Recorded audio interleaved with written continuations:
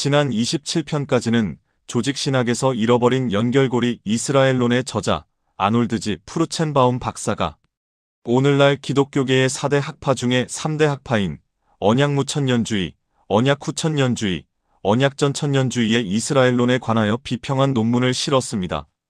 이제 28편부터는 4대 학파 중에 세대주의의 이스라엘론에 관한 아놀드 박사의 논문 내용을 제시할 것입니다.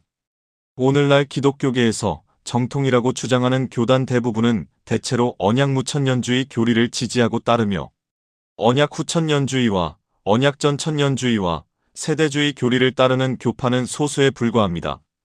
교회와 이스라엘이 동일하다는 전제로 세워진 은혜언약을 기반으로 하는 언약신학의 3대 학파는 장차 지상 재림하실 메시아께서 이스라엘과 함께 1000년간 통치할 왕국이 계시된 요한계시록의 예언을 영적으로 우화적으로 해석하여 이스라엘 민족과 국가를 약화시켰습니다.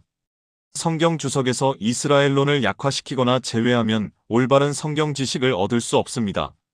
구원받은 신자들이 이스라엘론에 관한 지식이 부족하면 구원을 완성하는 성경의 참된 진리의 말씀을 믿는 믿음에 이르지 못할 수 있습니다. 성경에 관하여 정의한다면 창조자 하나님과 하나님의 택함을 받은 백성, 즉 아브라함과 이삭과 야곱의 육체의 자손인 이스라엘 유대인과 맺은 언약, 즉 아브라함의 언약, 팔레스타인 언약, 모세의 언약, 다윗의 언약, 새 언약이 세계 역사에서 성취되는 연대기를 예언한 문서입니다. 새 언약은 하나님께서 아브라함과 맺은 약속들이 점진적으로 이스라엘의 유대인, 그리고 이방인에게까지 확대된 언약입니다. 우리는 지금 새 언약의 성취가 임박한 시대, 즉 천년왕국 예언의 성취가 임박한 시대를 살고 있습니다. 아놀드 박사는 세대주의의 이스라엘론에서 아브라함의 언약이 팔레스타인 언약, 모세의 언약, 다윗의 언약, 새 언약으로 점진적으로 확대되고 성취되는 과정의 연대기를 보여줍니다. 특히 택함을 받은 유대인의 독특함을 보여줍니다. 그리고 새 언약에서 교회를 구성하는 신자들, 즉 영적인 축복을 받아 구원받은 이방인 신자와 영적 이스라엘, 갈라디아서 6장 16절이라고 하는 구원받은 유대인 신자를 모두 동일시하지 않고 명확하게 구별합니다. 1948년 5월 14일, 약 2000년 전 로마 제국에 의해 멸망한 이스라엘이 약속의 땅 팔레스타인에서 국가를 재건한 것은 결코 역사의 우연이 아닙니다. 52편 10장 세대주의의 이스라엘론 A. 이스라엘의 과거 3. 모세의 언약과 모세의 율법 A. 모세의 언약 B. 모세의 율법 4. 이스라엘의 남은 자 3. 모세의 언약과 모세의 율법 앞에 4가지 언약은 조건이 없었지만 이 언약은 조건부 언약입니다.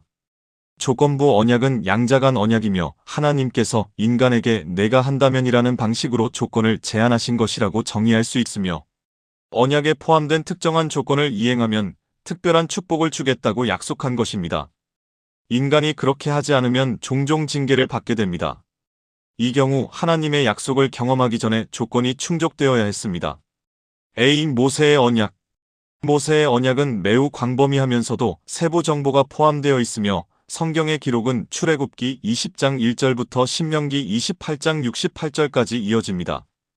이 계약에 관련된 당사자는 하나님과 이스라엘입니다.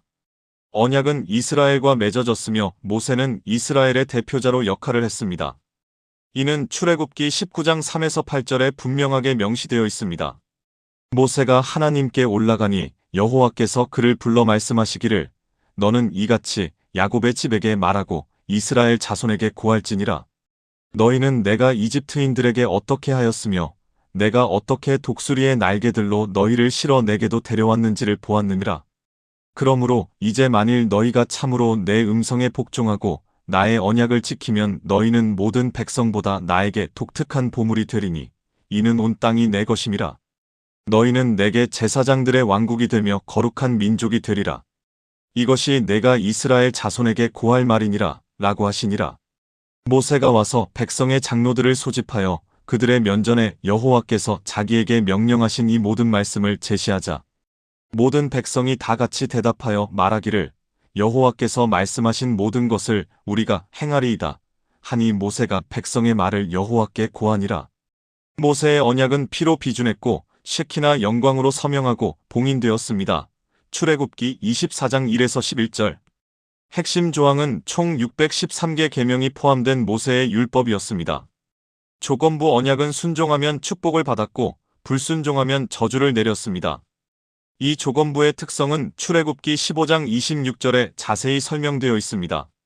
내가 여호와 너의 하나님의 음성에 부지런히 경청하고 그가 보시기에 옳은 것을 행하며 그의 계명들에 귀를 기울이고 그의 모든 규례를 지키면 내가 이집트에 가져왔던 그 질병들의 하나도 너에게 내리지 아니하리라.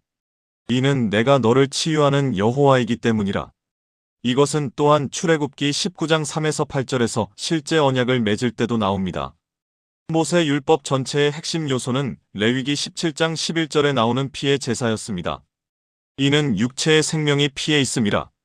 내가 그것을 너희에게 주어 제단 위에서 너희 혼들을 속죄케 하였나니 이는 혼을 속죄케 하는 것이 피이기 때문이라. 총 5가지 유형의 다른 제물이 있었습니다. 레위기 1장에서 7장. 그러나 동물의 피는 죄를 덮을 뿐 제거하지는 못했습니다. 히브리서 10장 1에서 4절.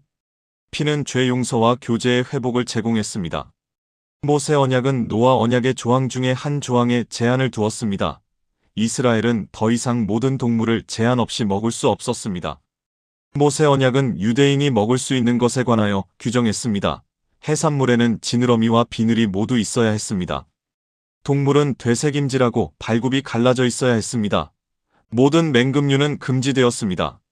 곤충은 특정한 유형의 메뚜기를 제외하고 허용되지 않았습니다. 또한 사형에 처하는 범죄, 간음, 우상 숭배, 하나님을 저주하는 것, 부모를 저주하는 것 등에 대해서도 자세히 설명했습니다. 할례는 이제 유대인다움의 징표, 그 이상이 되었으며 아브라함 언약에도 적용되었습니다. 할례는 이제 율법에 복종하는 것을 의미했으며 유대인은 율법 전체를 지킬 의무를 부여했습니다. 모세 율법의 유대교로 개종한 이방인은 할례를 받아야 했었습니다. 안식일은 무지개가 노아 언약의 증표였고 할례가 아브라함 언약의 증표였던 것처럼 모세 언약의 증표였습니다. 모세 언약은 율법 경륜의 기초였습니다. 조건부였던 유일한 유대인 언약이었습니다. 모세의 율법. 율법은 이스라엘에 주어졌고 이방인이나 교회에 주어지지 않았다는 것을 맨 처음에 명시하는 것이 중요합니다. 신명기 4장 7에서 8절에 이 점이 분명하게 나와 있습니다. 여호와 우리 하나님께서 우리가 여호와께 부르짖는 모든 일에 가까이 계심같이 하나님께서 그처럼 가까이 하시는 그렇게 위대한 민족이 어디 있느냐? 내가 오늘 너희 앞에 정한 모든 법처럼 그러한 공의로운 규례들과 명령을 가진 그렇게 위대한 민족이 어디 있느냐? 시편 147편 19에서 20절은 율법은 이스라엘에 주어졌다고 재차 단언합니다.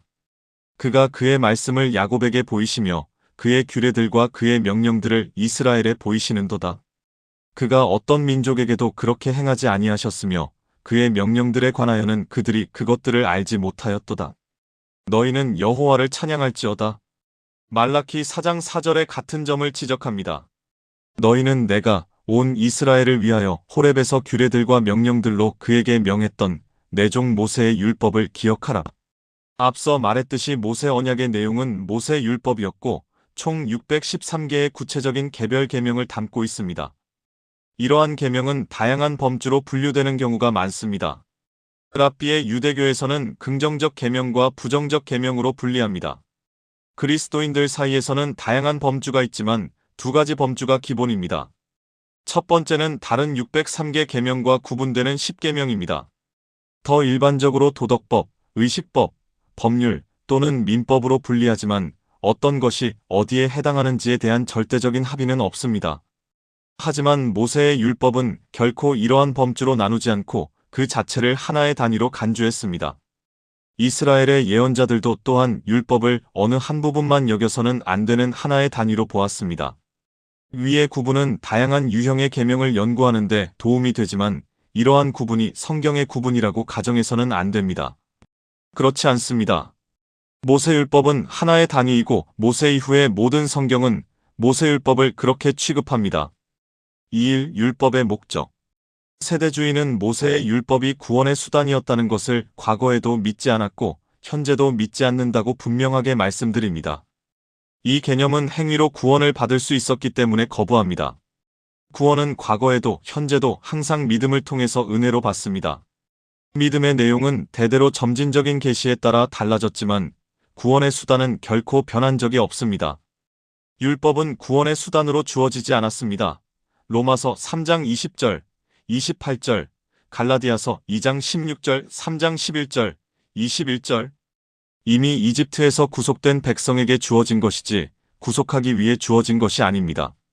하지만 율법을 주신 데는 몇 가지 목적이 있습니다. 구약 성경과 신약 성경에서 알 수 있듯이 모세율법에는 적어도 9가지의 이유가 있었습니다. 첫 번째 목적은 하나님의 거룩하심을 드러내고 하나님과의 바른 관계를 위해 요구하시는 의로움의 기준을 드러내는 것이었습니다. 레위기 19장 1에서 2절, 37절, 11장 44절, 베드로전서 1장 15에서 16절. 율법 자체는 거룩하고 의로우며 선합니다. 로마서 7장 12절. 율법의 두 번째 목적은 구약 성경 성도들에게 행위의 규범을 정하는 것이었습니다. 로마서 3장 28절은 율법의 행위로 의롭다함을 받은 사람은 아무도 없다고 분명히 합니다. 율법은 결코 구원의 수단이 아니었습니다. 율법은 항상 다른 목적이 있었습니다. 이 경우에 구약 성경 성도들에게 삶의 규칙을 제공했습니다. 레위기 11장 44에서 45절, 19장 2절, 20장 7에서 8절, 26절. 구약 성경 신자에게 율법은 영적인 삶의 중심이자 기쁨이었습니다. 시편 119편, 특히 77절, 97절, 103에서 104절, 159절 참고. 세 번째 목적은 이스라엘의 개인 예배와 공동 예배를 위한 기회를 제공하는 것이었습니다. 이스라엘의 거룩한 7절기가 그 한 예입니다. 네 번째 목적은 유대인을 구별된 민족으로 유지하는 것이었습니다. 레위기 11장 44에서 45절, 신명기 7장 6절, 14장 1에서 2절. 이것이 음식 율법, 의복 율법 등과 같은 많은 율법이 독특한 이유였습니다. 유대인은 다른 모든 민족과 다양한 방식으로, 즉 예배 관습, 레위기 1장에서 7장, 16장, 23장, 음식 관습, 레위기 11장 1에서 47절, 성 관습, 레위기 12장, 의복 관습, 레위기 19장 19절, 수염을 자르는 방식, 레위기 19장 17절에서처럼 구별되어야 했었습니다. 다섯 번째 목적은 에베소서 2장 11에서 16절에 명시되어 있습니다. 이 구절에 대한 더 자세한 설명은 이스라엘의 현재에서 확인할 수 있습니다. 이 부분의 목적을 위해 모세의 율법이 가로막힌 중간벽으로 역할을 했다는 점에 유의하는 것이 중요합니다. 네 가지 조건 없는 언약은 유대인 언약이며 하나님의 축복, 즉 육체적, 영적 축복은 모두 12절에 언급된 약속의 언약들인 네 가지 언약을 통해 맺게 됩니다. 이러한 조건 없는 유대인 언약의 특성 때문에 조건부 언약인 모세 언약도 추가되었는데 15절의 계명과 규례의 율법인 모세의 율법이 포함되어 있습니다. 당시 율법의 목적은 이방인이 조건 없는 유대인 언약의 영적 축복을 누리지 못하도록 가로막힌 중간 벽이 되는 것이었습니다. 이러한 목적 때문에 이방인은 이스라엘 나라에 속하지 않는 타국인이었고 약속의 언약들로부터 생소한 사람이었습니다. 이방인이 율법 시대에 유대인 언약의 영적 축복을 누릴 수 있는 유일한 방법은 율법의 의무를 짊어지고 할례 의식을 받은 다음 모든 유대인이 살아야 하는 것처럼 사는 것이었습니다. 이방인은 모세의 유대교로 개종하는 것 외에는 이방인이 이방인으로서 유대인 언약의 영적 축복을 누릴 수 없었습니다. 모세 율법의 여섯 번째 목적은 죄를 드러내는 것이었습니다. 로마서의 세 구절이 이 점을 지적합니다. 첫 번째는 로마서 3장 19에서 20절이며 바울은 율법으로는 의롭다함을 얻지 못한다고 강조했습니다. 어떤 유대인도 율법을 통해 의롭다함을 얻지 못합니다. 율법이 의롭다함을 얻는 길이 아니고 구원의 길이 아니라면 무엇일까요? 율법은 죄를 알게 하는 것입니다. 죄가 무엇인지 정확하게 밝히는 것입니다. 두 번째 구절은 로마서 5장 20절입니다. 율법은 죄를 분명히 밝히기 위해 주어졌습니다. 우리가 죄를 범했다는 것을 어떻게 알 수 있을까요? 율법에 허용된 것과 허용되지 않은 것이 무엇인지를 자세히 명시했기 때문에 알 수 있습니다. 613개 계명이 있는 율법은 죄를 드러냈습니다. 세 번째 구절은 로마서 7장 7절입니다. 바울은 율법이 죄를 알리기 위해 주어졌다는 사실을 다시 한번 강조했습니다. 바울은 율법을 들여다보고 율법에 근거하여 자신이 부족하다는 것을 알게 됨으로써 자신의 죄된 상태를 알게 되었습니다. 일곱 번째 목적은 죄를 지을수록 더 죄를 짓게 한다는 것이었습니다. 로마서 4장 15절에 다음과 같이 말씀하고 있습니다. 율법은 진노를 일으키나니 율법이 없는 곳에는 범법도 없느니라. 로마서 5장 20절에서 다음과 같이 덧붙여 말씀하고 있습니다. 율법이 들어온 것은 범죄가 많아지게 하려는 것이라. 그러나 죄가 많아진 곳에 은혜가 더욱 넘쳤나니? 바울이 제시한 그림은 율법이 죄를 더 많이 짓게 되는 원인이 되고 실제로 죄를 더 많이 짓게 된다는 것입니다. 죄는 어떻게 작동할까요? 바울은 로마서 7장 7에서 13절과 고린도전서 15장 56절에서 설명했습니다. 후자의 구절은 다음과 같습니다. 사망에 쏘는 것은 우리의 죄요. 죄의 능력은 율법이라. 기본적으로 바울이 가르친 것은 죄 본성에는 작동 기반이 필요하다는 것입니다. 더 나아가서 죄 본성은 율법을 작동 기반으로 사용합니다. 바울은 율법이 없는 곳에 범법도 없다고 말했습니다. 물론 율법이 주어지기 전에 죄가 없었다는 의미는 아닙니다. 범법이라는 용어는 특정 계명을 위반하는 특정 유형의 죄를 의미합니다.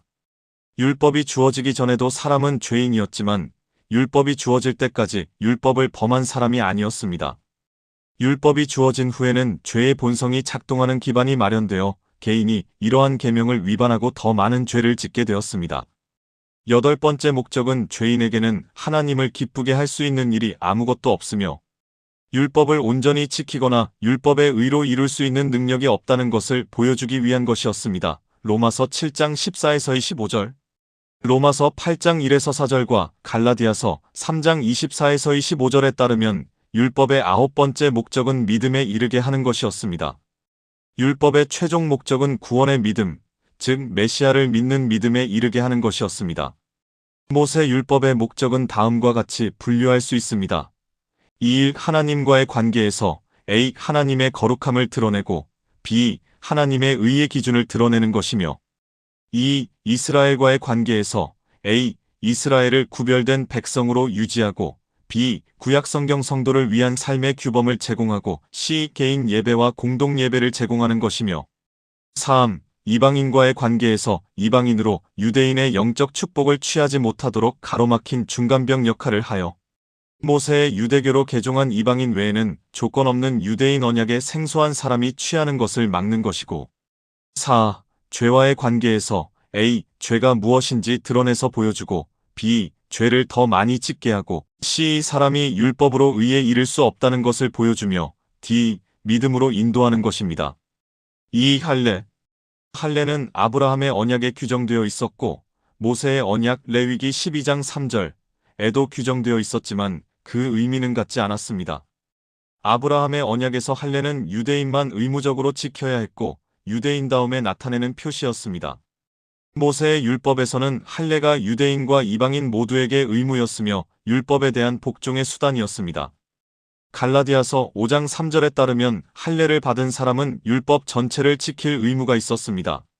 내가 할례 받은 모든 사람에게 다시 증거하노니 그는 온 율법을 행할 의무가 있는 자라. 3. 안식일. 무지개가 노아 언약의 증표였고 할례가 아브라함 언약의 증표였던 것처럼 안식일은 모세 언약의 증표였습니다. 인식일 준수는 분명히 모세로부터 시작되었으며 그 이전에는 없었습니다.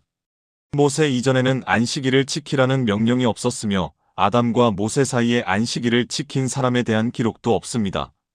출애굽기 16장 23에서 30절에 안식일이라는 단어가 처음 등장합니다. 단어와 개념이 모두 처음 등장합니다. 이 시기 이전에는 이 단어가 알려지지 않았기 때문에 완전한 형태인 샤바톤 샤바트 코데쉬 안식일을 기념하라 거룩한 안식일을가 사용됩니다. 단어의 히브리어 어원은 그만두다, 멈추다, 쉬다 라는 의미입니다. 히브리어 본문에는 그 단어 앞에 정관사가 없는데 이는 문법적으로 이 시기까지 알려지지 않았음을 암시할 수 있습니다. 문자 그대로 내일은 거룩한 안식일로 안식한다 라고 읽어야 합니다. 안식일에 많은 사람이 불순종하여 만나를 거두러 나갔다는 사실은 안식일에 안식하는 것이 익숙하지 않았다는 것을 암시하기도 합니다. 이 시점에서 특별히 금지된 것은 안식일에 만나를 거두지 말라는 것이었습니다. 모세의 율법에 따른 안식일과 관련하여 4가지 사항에 주목해야 합니다. 첫째, 계명으로서의 안식일은 출애굽기 20장 8에서 11절에서 10계명 중의 일부로 구체화되었습니다. 이 계명은 기억하라는 말씀으로 시작됩니다. 왜냐하면 출애굽기 16장에서 이미 안식일 계명을 받았기 때문입니다. 신명기 5장 12절에서 10계명의 두 번째 기록에는 안식일을 지켜 그것을 거룩하게 하라고 명시되어 있습니다. 기억하라가 아니라 지키라는 명령입니다. 신명기 이전에는 안식일에 대한 언급이 없었기 때문입니다. 그날을 거룩하게 지켜야 했습니다. 안식일을 다른 날과 구별하여 하나님께 바치는 특별한 날로 거룩하게 지켜야 한다는 의미입니다. 안식일을 거룩하게 지키는 데 있어 가장 중요한 요소는 가족, 하인, 가축 포함한 모든 일을 쉬는 것이었습니다. 10계명의 어느 해석에서도 안식일에 주님께 예배해야 할 의무가 없다는 점에 유의해야 합니다. 둘째, 안식일은 공동예배의 날이 아니라 휴식하는 날이라고 강조합니다. 11절에 따르면 하나님께서 7째 날에 쉬셨기 때문에 이스라엘도 이제 7째 날에 쉬어야 합니다. 안식일이 실제로 창세기 2장 2에서 3절의 7째 날과 동일시됩니다. 창세기 기록에서 안식이라는 단어가 사용되지 않았기 때문입니다. 그렇다고 해서 창세기 2장 2에서 3절의 7째 날이 이미 인류를 위해 따로 정해졌다는 의미는 아닙니다. 히브리어 알케이는 어휘 연구에 따르면 현재 계명은 이전의 사건에 근거하고 있음을 의미합니다. 계명이 이전에 유효했었다는 의미가 아닙니다. 해석하자면 과거의 사건과 언젠가 이후의 상황을 인과적으로 연결한다는 것입니다. 안식일 계명이 모세 율법의 다른 부분에서 더욱 발전함에 따라 안식일에 쉰다 라는 것은 주로 만나 채집 금지 출애굽기 16장 23에서 30절, 여행 금지 출애굽기 16장 29절, 불 피우기 금지 출애굽기 35장 3절, 나무 채집 금지 민수기 15장 32절과 같은 금지 사항과 관련된 것이었습니다. 율법 외의 안식일의 다른 금지 사항으로는 짐을 지는 행위 금지 예레미야 17장 21절, 상거래 금지 아모스 8장 5절, 판매 금지 느헤미야 10장 31절, 13장 15절, 19절 등이 있습니다. 공동 예배에 대해서는 언급된 바가 없습니다. 모세의 율법에서 안식일은 휴식과 금지의 날이었고 공동 예배의 날이 아니었습니다.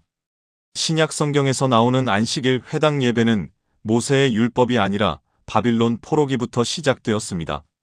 안식일은 모든 활동을 하지 않는 날이 아니라 다른 6일 동안의 일상적인 업무에서 벗어나 휴식을 취하고 재충전하는 날이었습니다.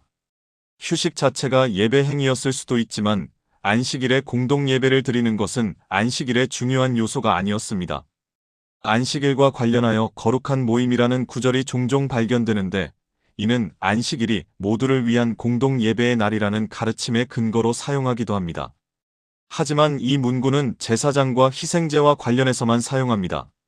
합동에 함축된 의미는 제사장만을 위한 것이고 이 공동 예배의 장소는 성막이나 성전이며 목적은 희생제를 위한 것입니다. 제사장만 희생제를 드리는 일을 수행할 수 있었기 때문에 거룩한 모임은 제사장에게만 적용되었습니다. 그 문구는 모두 모세오경의 3권, 즉 출애굽기, 레위기, 민수기에서 총 19번 나옵니다. 19개 중에 11개는 레위기 23장에 있고 다른 6개는 민수기 28장, 29장, 2장에 있습니다. 이 구절은 출애굽기 12장 16절에 2번 나옵니다. 첫날에 성회가 있으며 7째 날에도 너희에게 거룩한 모임이 있으리니 이 2날에는 각자가 먹어야 하는 것을 제외하고 어떤 형태의 일도 해서는 안 되나니 그 일만이 너희가 할 일이니라. 무교절의 첫째 날과 7째 날에 거룩한 모임이 있어야 했었습니다. 여기에는 이를 삼가는 것이 포함되었습니다. 여기에는 희생제가 언급되어 있지 않지만 나중에 이 절기에 대해 언급할 것입니다. 세 번째는 레위기 23장 2절에 있습니다. 이스라엘 자손에게 고하여 그들에게 말하라.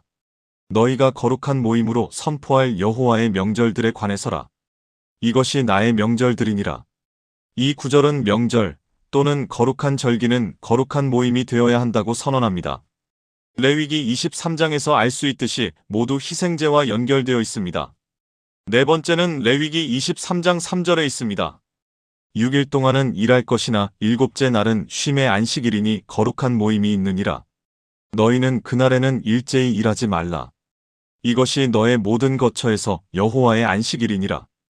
이 구절은 안식일을 거룩한 모임으로 언급하고 있으며 매일 희생제를 2배로 드리는 날이자 안식하는 날이었습니다. 다섯 번째는 레위기 23장 4절입니다. 여호와의 명절들은 이러하니 곧 거룩한 모임으로 삼아 그들의 시기에 따라 너희가 공포할지니라.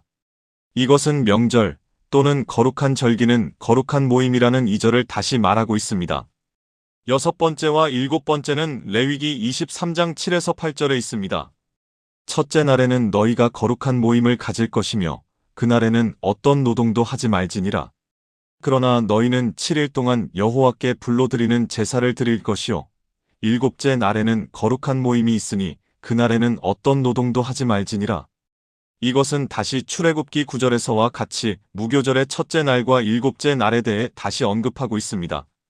두 날 모두 노동이 금지되고 7일 동안 불로드릴 제사를 드리는 기간이었으며 이러한 제사를 드리기 위해 제사장들의 모임이 필요했었습니다. 여덟 번째 언급은 레위기 23장 21절에 있습니다.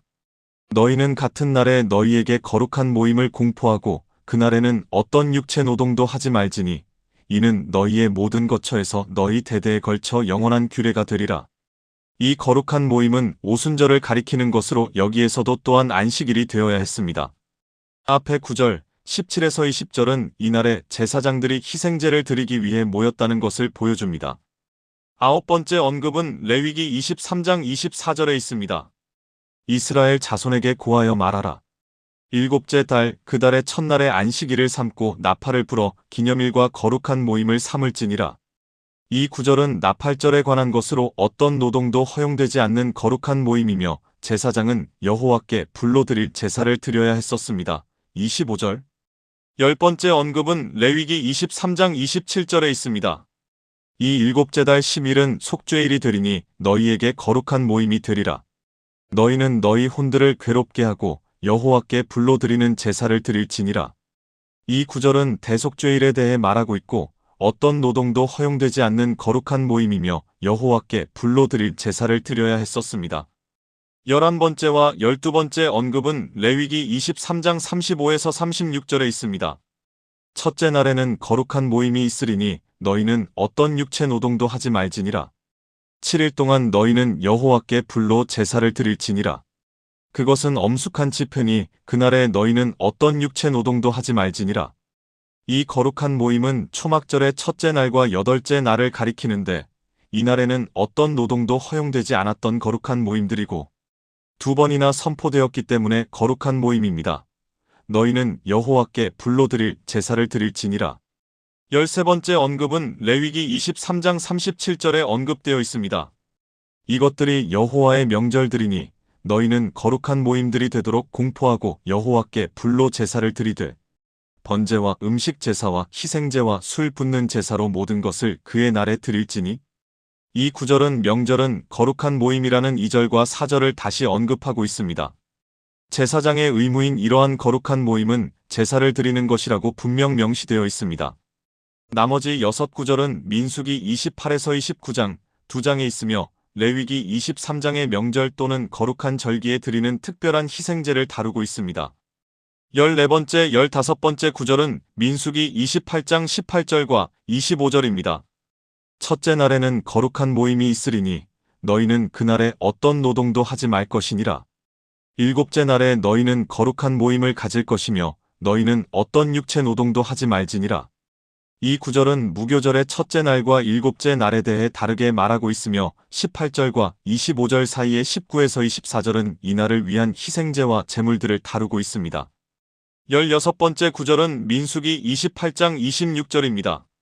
너희의 주간들이 지나 첫 열매들의 날에 너희가 여호와께 새로운 음식 제물을 가져올 때 너희는 거룩한 모임을 가질 것이며 어떤 육체 노동도 하지 말지니라. 이것은 초실절에 대해 말하는 것이고 다음 구절들 27에서 31절에서는 이 절기를 위한 희생제와 제물에 대해 자세히 설명합니다. 17번째 구절은 민수기 29장 1절입니다. 일곱째 달, 그 달의 첫째 날에 너희는 거룩한 모임을 가질 것이며 너희는 어떤 노동도 하지 말지니라. 그날은 너희가 나팔들을 부는 날이라. 이 구절은 나팔절과 거룩한 모임이 있는 것을 말하고 있으며 그 다음 구절 2에서 6절은 이 명절을 위한 희생제와 제물들을 자세히 설명합니다. 18번째 구절은 민수기 29장 7절입니다. 너희는 이 일곱째 달 10일에 거룩한 모임을 가질 것이며 너희는 너희 혼들을 괴롭게 하고 그날에는 어떤 일도 하지 말지니라. 이 구절은 속죄일과 이 절기를 위한 특별한 제물들에 대해 말하고 있고 8에서 11절에서 자세히 설명합니다. 19번째 구절은 민수기 29장 12절입니다. 일곱째 달 15일에 너희는 거룩한 모임을 가질 것이요 어떤 육체 노동도 하지 말고 7일 동안 여호와께 명절을 지킬지니라. 이 마지막 언급은 초막절에 대한 것이며 특별한 희생제는 13에서 38절에서 자세히 설명합니다. 결론적으로 모든 경우에 거룩한 모임이라는 문구는 특별한 희생제를 수행하는 목적을 위한 제사장의 모임을 의미하며 안식일은 그러한 경우 중에 하나였습니다. 온 이스라엘이 함께 예배하는 시간이 아니었습니다. 따라서 안식일의 공동예배를 입증하기 위해 사용된 한 구절은 레위기 23장 3절로 안식일을 거룩한 모임이라고 말하며 제사장의 합동 희생제와 관련이 있습니다. 거룩한 모임은 가족 모임과 관련이 있지만 공동 예배 행위가 아닙니다. 무디 성경학교의 루이스 골드버그 박사는 다음과 같이 말합니다. 안식일에 주님 앞에서 완전한 안식과 거룩한 모임, 영적 재충전이 있어야 했었다. 심지어 레위기 23장 3절에서도 안식일에 관하여 다음과 같이 말합니다. 너희 모든 거처에서 여호와의 안식이니라. 다시 말하지만 공동 예배에 함께 모이는 것이 아니라 집에 머물면서 출애굽기 16장 29절 가족과 함께 쉬는 것을 강조하고 있습니다. 골드버그 박사도 지적했듯이 휴식은 또한 영적 재충전을 하는 것이기도 합니다. 거룩한 모임이라는 표현은 그러한 경우에 제사장들이 특별한 희생제를 드려야 한다는 것을 강조한 것입니다.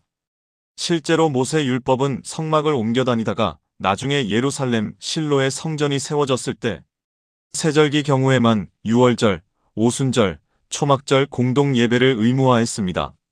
레위인이 아닌 사람들의 공동 예배는 1년에 3번만 의무화했었고 매주 안식일에는 금지했었습니다. 성경시대에는 여행에 걸리는 시간을 고려할 때 매주 공동 예배는 물리적으로 불가능했을 것입니다.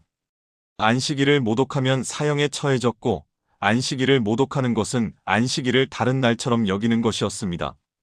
그러므로 안식일에 아무 노동도 하지 않고 집에 머물며 쉬어야 했습니다. 출애굽기 16장 29절.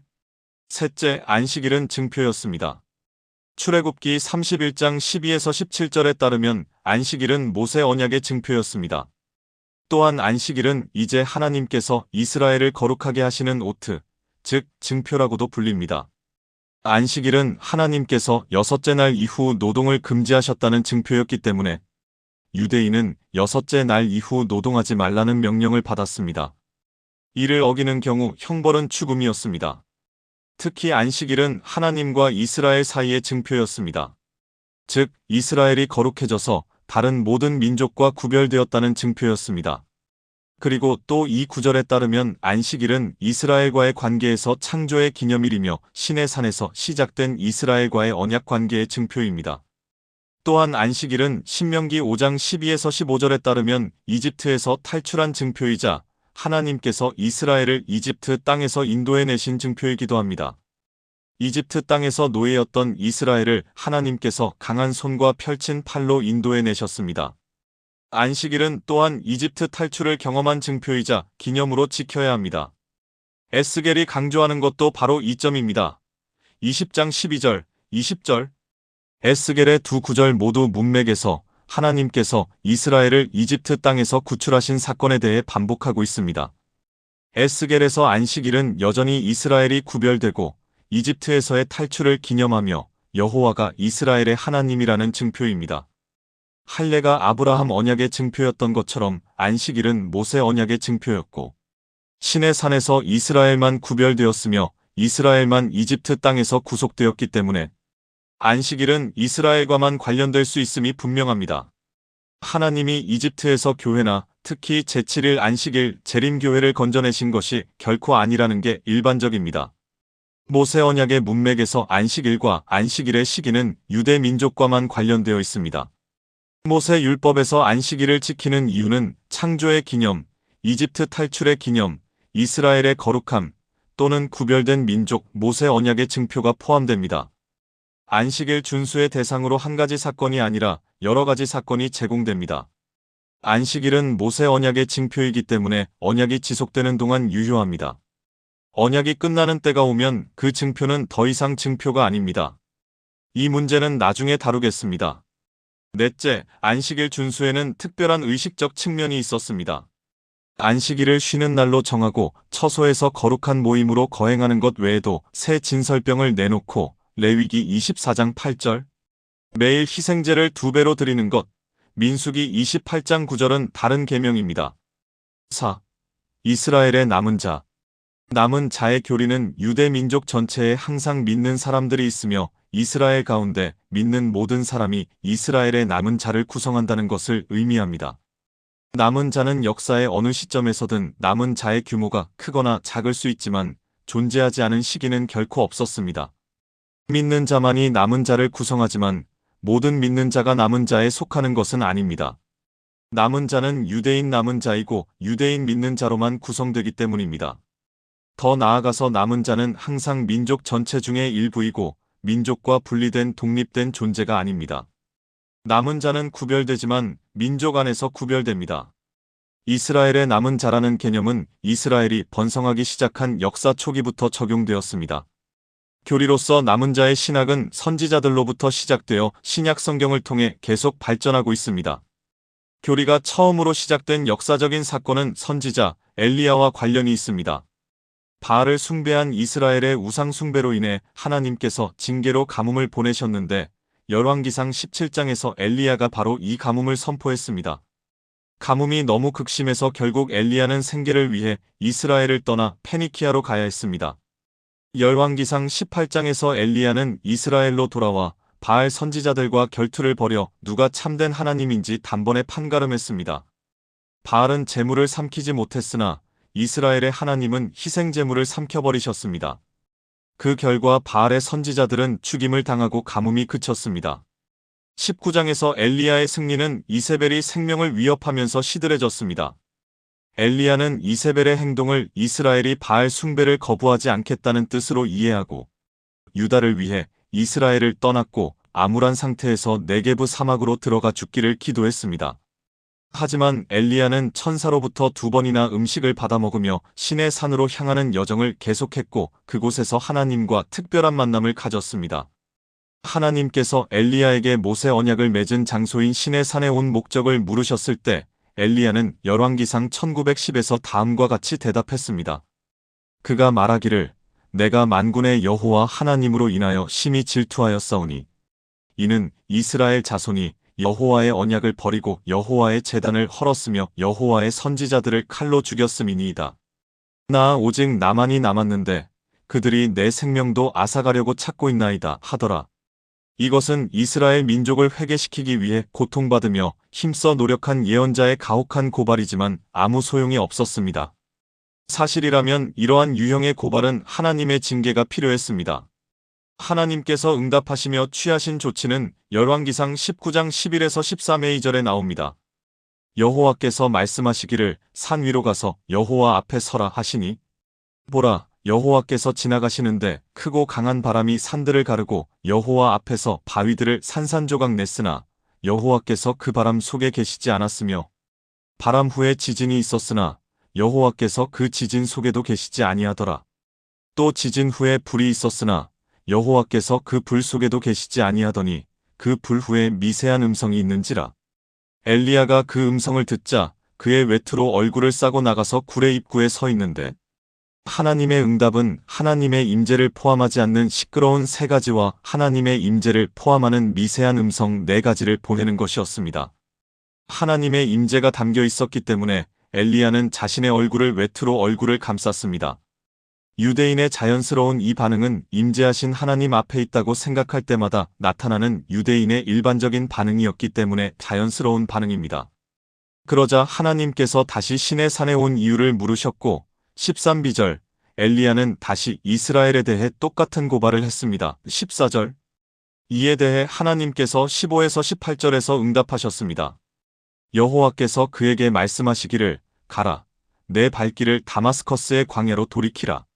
네가 이르거든 하사엘에게 기름 부어 시리아를 다스릴 왕이 되게 하고 또 님시의 아들 예후에게 기름 부어 이스라엘을 다스리는 왕이 되게 하며 또 아멜 무을라의 사팟의 아들 엘리사에게 기름 부어 너 대신 선지자가 되게 하라. 하사엘의 칼을 피하는 자는 예후가 죽일 것이며 또 예후의 칼로부터 피하는 자는 엘리사가 죽이리라. 그러나 내가 나를 위하여 이스라엘에 아직 7,000명을 남겨두었나니 곧 바알에게 꿇지 아니한 모든 무릎과 바알에게 입 맞추지 아니한 모든 입이라 하시니라. 11에서 13절과 이 구절들의 유사점을 놓쳐서는 안 됩니다. 엘리야의 이스라엘에 대한 고발에 응답하신 하나님께서 아스라엘에 3가지 시끄러운 것을 보내셨습니다. 하나님께서 3가지를 모두 보내셨지만 하나님의 임재는 그 안에 없었습니다. 첫 번째는 시리아의 왕 하사엘입니다. 하사엘은 바람에 해당합니다. 바람이 산을 치는 것처럼 하사엘은 이스라엘을 치고 열왕기하 8장 7에서 15절, 10장 32에서 33절, 13장 3절, 22에서 25절, 이스라엘의 재산을 상당히 감소시켰습니다. 예후는 지진에 해당합니다. 지진이 산을 갈라놓는 것처럼 예후는 내전을 일으켰고 유다 왕조의 왕족들뿐만 아니라 아합의 왕족까지 완전히 멸망시켰습니다. 열왕기하 9장 1절에서 10장 36절. 엘리사는 불에 해당합니다. 불이 산을 불사르는 것처럼 엘리사는 이스라엘을 불태웠고 엘리사가 가는 곳에는 종종 피바람이 불었습니다. 열왕기하 22장 3에서 24절. 하나님께서 3가지를 시끄러운 것들을 모두 보내셨지만 하나님의 임재는 그 안에 없었습니다. 그때 하나님께서는 엘리야에게 내가 유일하게 남은 충성스러운 자가 아니라고 말씀하셨는데 충실한 7,000명이 더 있었기 때문입니다. 이 7,000명이 그 시대의 남은 자였고 민족 전체에 비하면 아주 적은 숫자였습니다. 남은 자는 미세한 음성에 해당합니다. 남은 자는 하사엘, 예후, 엘리사와 대조적으로 남은 자들은 조용한 자들로서 엘리야는 존재한다는 사실조차 알지 못할 정도로 조용했습니다. 하나님의 임재가 이 남은 자들 안에 있었습니다. 역사적으로 엘리야 시대의 7,000명의 남은 자들과 함께 이스라엘의 남은 자 교리가 시작되었습니다. 성경은 과거, 현재, 미래의 남은 자 교리를 다루고 있습니다. 이 부분에서 우리는 남은 자 교리의 과거 요소에만 관심이 있습니다. 남은 자의 개념을 신학적인 용어로 사용한 사람은 이사야 예언자였습니다. 7에서 12장으로 구성된 단원에서 주로 발견되며 히브리어 본문에서 이 이름이 3번, 7장 14절, 8장 8절, 10절 등장하기 때문에 임마누엘의 책이라고 부릅니다. 이사야 8장 5에서 8절는 시끄러운 것과 조용한 것을 대조한 것에 근거를 둔 남은 자가 아닌 자들은 시끄러운 것, 아시리아 군대를 신뢰하는 경향이 있지만 남은 자는 이스라엘의 하나님과 장차 오실 분이신 임마누엘 안에서 조용한 것을 신뢰한다고 지적합니다. 궁극적으로 시끄러운 것은 시끄러운 것을 신뢰하는 남은 자가 아닌 자를 멸망시킬 것이지만 임마누엘은 믿는 자를 구원할 것입니다. 8장 9에서 11절. 따라서 임마누엘은 남은 자와 남은 자가 아닌 자를 구분하는 지점이 됩니다. 남은 자에게 임마누엘은 안식처가 될 것이나 남은 자가 아닌 자에게 임마누엘은 넘어지는 돌과 거침이 되는 반석이 될 것입니다. 8장 14에서 15절. 임마누엘은 율법과 선지자들을 신뢰하기 8장 16절 때문에 주님을 기다립니다. 8장 17절. 이사야에게 남은 자의 교리는 매우 중요했기 때문에 아들 중에 한 아들의 이름을 스알야숲이라고 지었는데 남은 자가 돌아올 것이라는 의미입니다. 7장 3절. 이 이름을 통해 이사야는 미래의 이스라엘 남은 자의 최종 구원을 고대하고 있었습니다. 10장 20에서 23절. 그때까지 남은 자를 보호하고 생존을 보장하실 분은 하나님이십니다. 46장 3에서 4절. 남은 자의 교리에 대해서는 다른 관련 부분에서 더 자세히 설명할 것입니다. 다음 53편 10장 세대주의의 이스라엘 B. 이스라엘의 현재 2. 하나님의 왕국 계획 A. 보편적 왕국 또는 영원한 왕국 B. 영적 왕국 C. 신권 왕국 D. 메시아의 왕국 또는 천년 왕국 E. 신비 왕국